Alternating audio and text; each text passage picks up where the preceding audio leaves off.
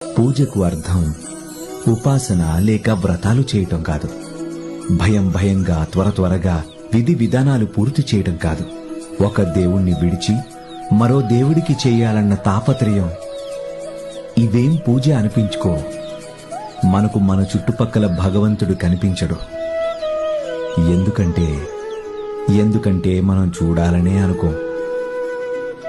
భగవంతుణ్ణి పొందడానికి మనం ఎక్కడికి వెళ్లాల్సిన అవసరం లేదు.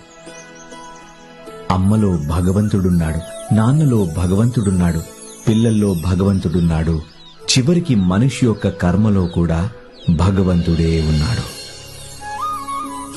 ఒక మొక్కకు నీరు పోయడం దగ్గర నుంచి అమ్మా నాన్నల కాళ్లు ఒత్తడం, పశువులకు సేవ చేయటం స్వయంగా నీ కర్మలే. నీ కర్మల్లోనే భగవంతుడు ఉంటాడు.